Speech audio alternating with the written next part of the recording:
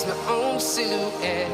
I'm getting stronger, step by step. The clock is ticking, but there's no time for regrets. I've been flying from town to town, from London to Taiwan. Sudah 3 hari Liana dikurung di kamar besar penyiksaan itu. Tubuhnya terasa remuk, sakit di mana-mana. Pria bernama Rio Raharja itu menggagahinya tanpa kenal waktu. Bahkan di siang hari yang terik pun, pria itu terkadang datang menemuinya. Liana sudah tak punya kekuatan untuk melawan dan menantang keinginannya. Setiap kali Rio menghadangnya, dia memilih diam, bagaikan sepotong kayu. Dia terlalu lelah untuk meronta melawan lelaki perkasa itu. Pintu di depannya terbuka lagi. Liana melihat pria tua bernama Arman itu masuk kamar. "Nona, makanlah. Anda bisa sakit jika terus-terusan tidak makan. Pikirkan kesehatan dan keselamatan bayi Anda," ucapnya. Ketika 2 pelayan wanita datang menghantarkan senampan makanan. "Mari Nona, kami akan menyuapi Anda makan." "Hentikan, jangan berpura-pura bersikap baik padaku." Liana menepis piring dan mangkuk itu dari depannya. Seluruh makanan yang ada di dalamnya pun terbuang di atas ranjang.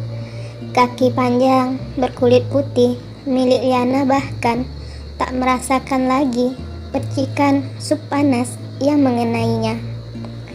Dia sudah seperti mati rasa. "Nona Liana, tolong bekerja sama. Tuan Rio akan sangat marah jika Nona tidak makan." "Apa aku peduli? Suruh dia membunuhku saja," tantang Liana. Dia hanya gadis lemah yang berharap dibebaskan dari penjara ini.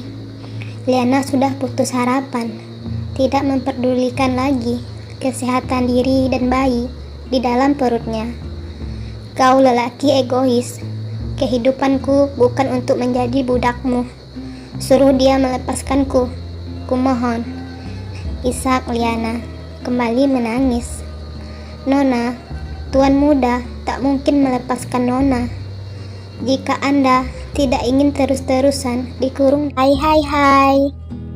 Jika kamu suka cerita novel ini, ikutin aku terus ya di channel ini dengan cara tekan tombol subscribe dan aktifin tombol lonceng. Oke, lebih baik mati jika memang tuan mereka tak mau melepaskannya. Katakan pada tuan kalian, aku lebih baik mati daripada hidup diatur olehnya dan sakit hati menjadi istri kontraknya. Benarkah? Jadi kau lebih senang mati dan sakit hati kepadaku? Sebuah suara datang dari balik pintu bersamaan dengan pemiliknya. Pria berwajah tampan bernama Rio Raharja berjalan mendekati ranjang. Liana mundur. Dia tahu apa yang akan dilakukan pria itu jika sudah datang. "Jangan!" Rio menjentikkan jarinya. 2 pelayan wanita masuk ke dalam kamar dengan air putih di tangannya. "Minumkan padanya. Aku tidak senang bermain dengan sepotong kayu," bentaknya. Liana refleks berdiri menghindari 2 orang itu. Dia berlarian di dalam kamar oleh kejaran mereka. Dari perkataan Rio tadi, dia yakini bahwa air di dalam gelas itu pastilah mengandung sesuatu. Sekuat apapun Liana mencoba melarikan diri, dia tetaplah kalah dari mereka. Liana sudah terduduk di atas ranjang yang langsung di dekat Rio. Dua suruhannya membuka mulut Liana, memaksa air itu masuk ke dalam mulutnya. Tak ada kata ampun. Air itu sudah lolos ke tenggorokannya dalam hitungan detik. Lalu tak lama, orang-orang di dalam kamar meninggalkannya bersama dengan Rio. Kau tahu, air itu sudah dibubuhi oleh bubuk perangsang yang sangat kuat. Efeknya tidak akan hilang, bahkan jika kau memandikan dirimu dengan air dingin. Dan lebih parahnya lagi, rasa ingin di dalam dirimu akan membunuhmu secara perlahan jika tidak melakukannya.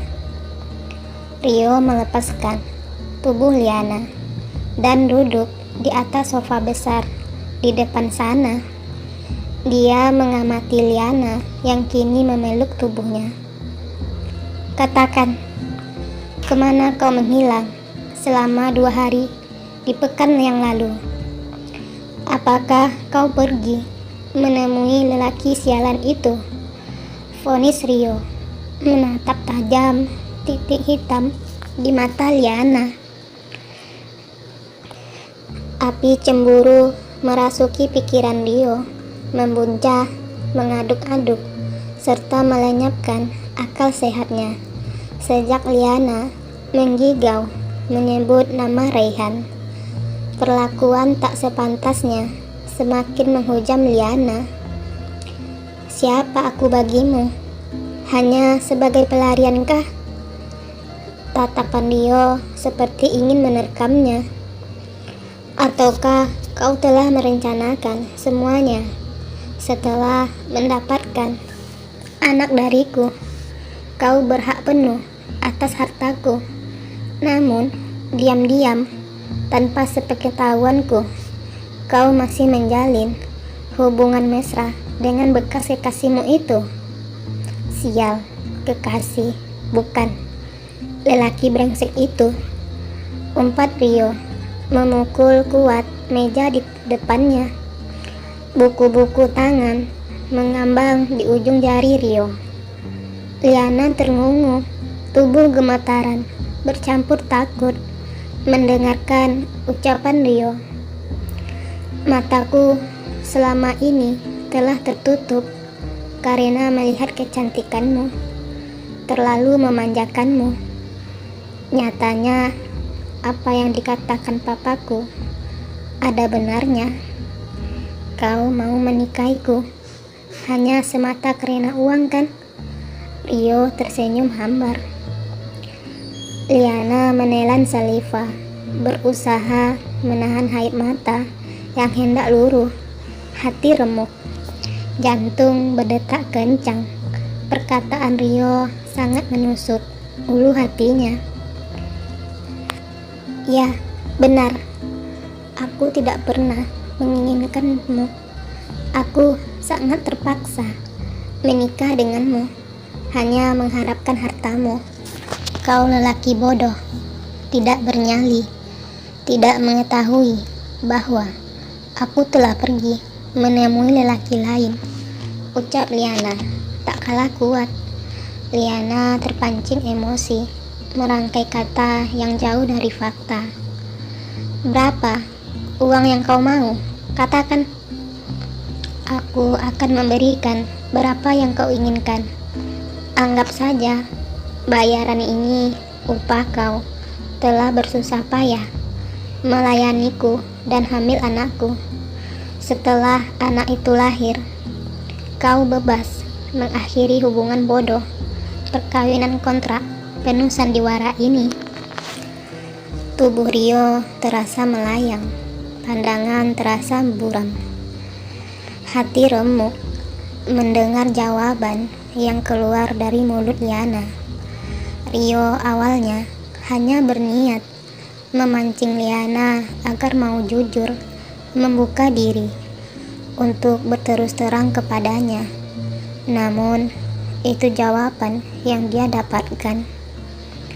Liana sangat ketakutan dengan ucapan Rio yang mengatakan dirinya barusan diberi obat perangsang, tapi dia akan memilih mati daripada melayani lelaki arogan itu.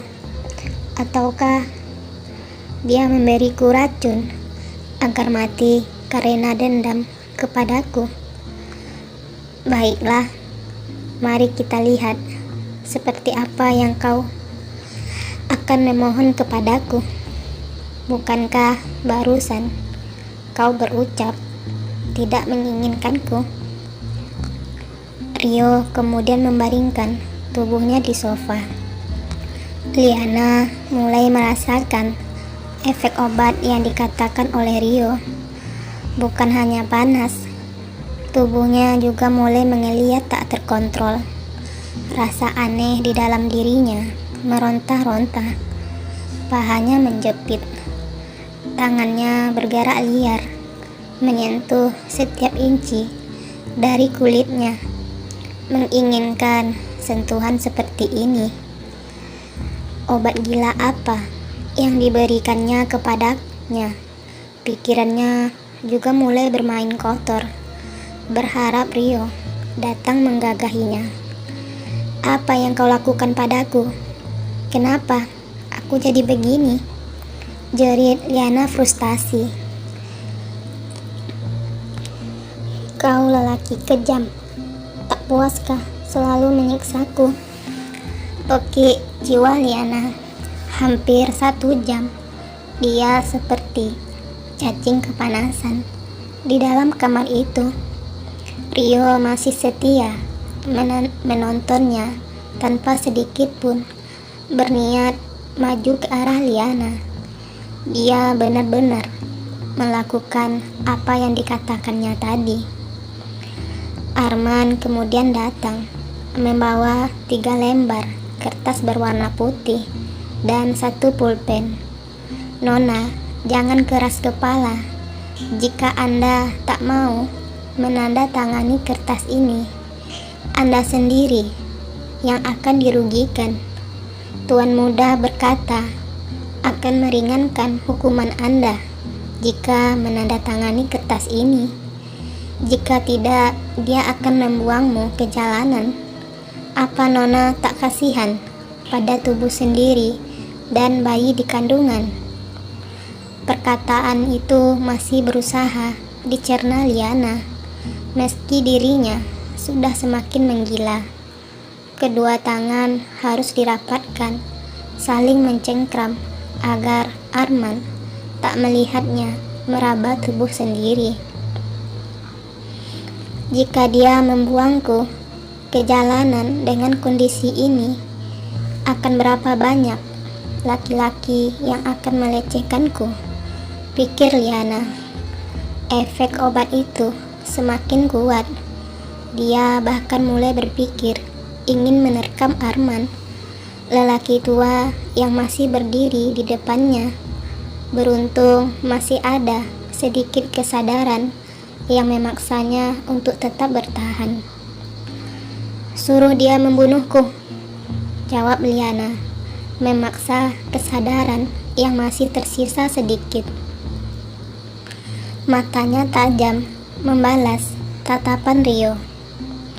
Arman, keluarlah. Aku yang akan membuatnya memohon menandatangani kertas itu. Baik, Tuan. Arman mengangguk dan meninggalkan mereka lagi berdua di dalam kamar itu. Liana tak bisa mengontrol dorongan hasrat yang kian mengembuli di dalam dirinya. Tangannya liar membuka gaun tipis yang menempel membalut tubuhnya.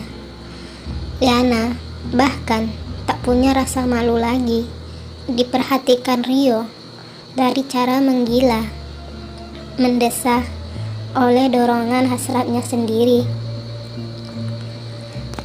Kewarasan Liana sudah tak sampai 5% lagi. Dia berjalan ke dekat sofa tempat Rio duduk. Kedua kakinya berlutut seperti seorang murahan yang haus akan sentuhan. "Kumohon, tolong aku," bisiknya. Rio terkekeh. "Kau ingin dipuaskan? Gaya seperti apa yang kau inginkan?" tanya Rio mengejek. "Rio, kasihanilah aku, jangan menyiksaku. Aku akan menandatangani kertas itu. Tolong, lakukan seperti yang biasa kau lakukan padaku." Dia menyentuh ujung kaki Rio. Rasa malu dan harga diri sudah tak lagi dipikirkan oleh Liana. Isi pikirannya semua seperti telah dicuci obat itu, menginginkan disentuh oleh Rio. Kewarasan sudah tak lagi dimiliki wanita yang sejak tadi mempertahankan harga dirinya. "Sudah kubilang, kau sendiri yang akan memohon kepadaku." Kertas itu Rio lemparkan di atas meja beserta dengan pulpennya. Apakah yang tertulis di kertas itu sehingga Rio begitu ngotot memaksa Liana untuk menandatangani perjanjian itu? Akankah Rio bersedia melayani hasrat Liana?